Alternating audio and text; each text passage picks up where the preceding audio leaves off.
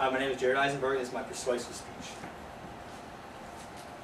Trash.wmv Incorporated, a company that has provided trash collection and recycling for Washington, D.C. since 1997, says that the United States is the #1 trash-producing country in the world, with nearly 1,600 pounds of trash per person per year. Most of this can be alleviated by recycling and composting. Trash.wmv Incorporated goes on to say that this means that 5% of the world's people are producing 40% of the world's trash. With the U.S.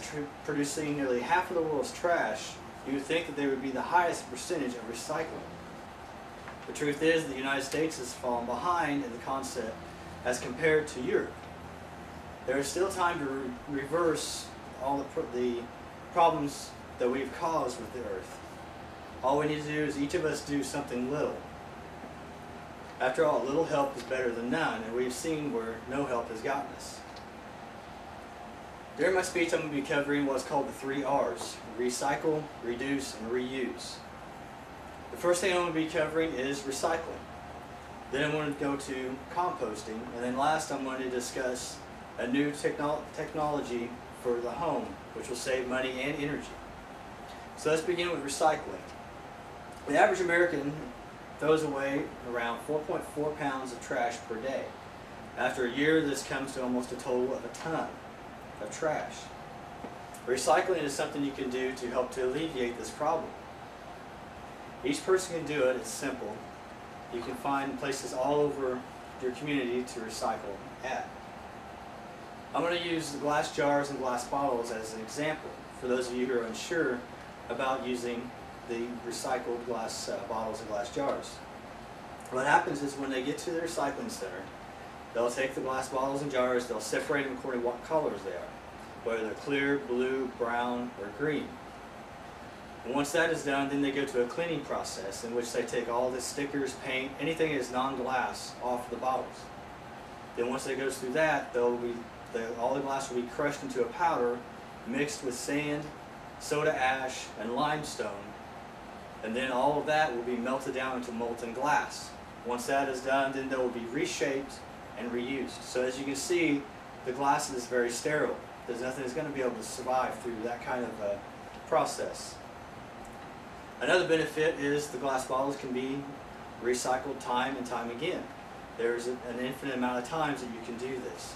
Plus it helps to reduce the amount of materials needed to make the new glass bottles, because you already have the glass. All there is just a few extra ingredients thrown in to do it. Alton J. Trevino, an expert author of e-zine articles, who is also very concerned with the environment, says that the energy saved by recycling just one glass jar is enough to power a 100-watt light bulb for an hour, or to run a home computer for 30 minutes. Now just imagine how much energy we could save if we each recycled our glass jars and bottles.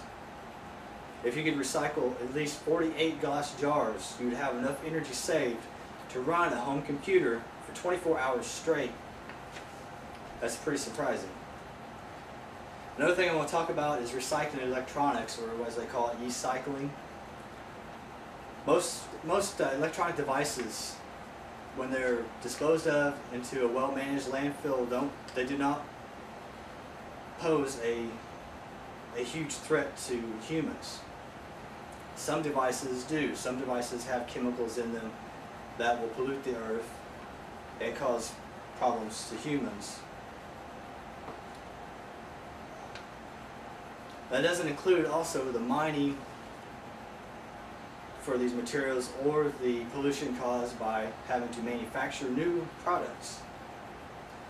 Electronic devices contain many precious metals. For every 1 million cell phones collected, there is nearly 35,000 pounds of copper, nearly 700 pounds of silver, and nearly 80 pounds of gold that can be recovered and then used in new devices, as opposed to having to go out and mine and damage the earth to pull these materials, these metals, out and use them in new devices. Here's a list of different things that can be recycled. As you can see, there's a lot of different things: glass bottles, magazines, junk mail, oil, batteries. There's a lot of items that can be recycled that most of us throw away on a daily basis.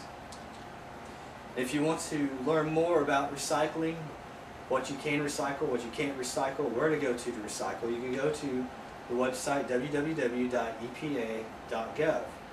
There's also a place there that you can put in what you want to recycle, enter your zip code, and it'll display all the areas nearest you that you can take those items to be recycled.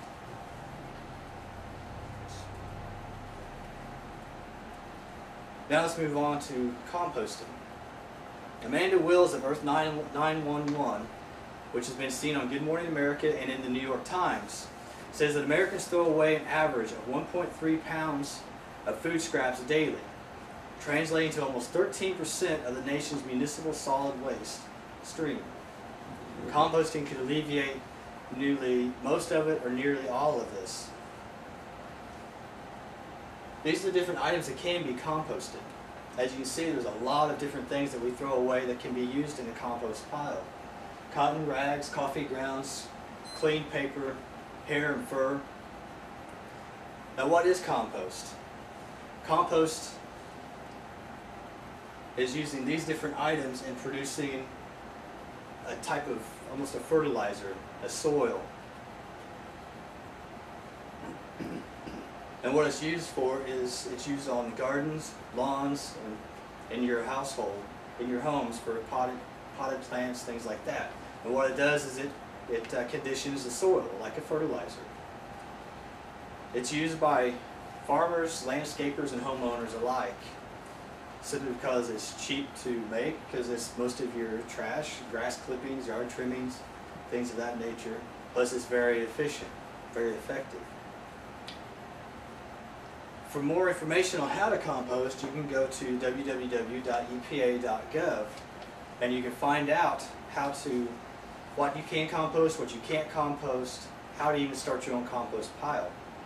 Composting is very simple, it's not time consuming, and you can make it even easier by using earthworms, in which they will help to turn the soil and without you having to go out and do it yourself. So why not try it and see how much money you could save from having to buy potting soil and fertilizer for your gardens and lawns and for your potted plants. It's worth a try. This brings me to our next topic. The United States Department of Energy states that artificial lighting consumes almost 15% of a household's electrical energy. Using new lighting technologies can reduce light energy use in homes by 50 to 75%. So I want to talk to you today is about LED light bulbs. These light bulbs are very energy efficient. They're incredibly durable. They last 10 times longer than CFLs, which is the squiggly bulbs, which I'm sure you've heard been referred to as before.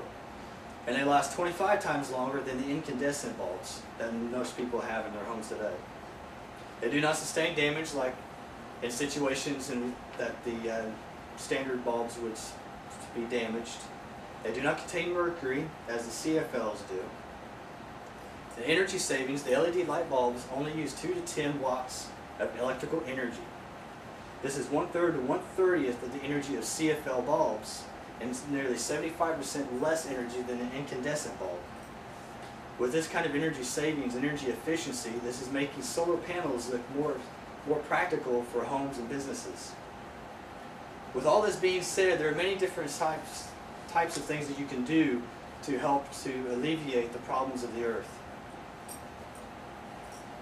Recycling, composting, and LED bulbs are just a few of those.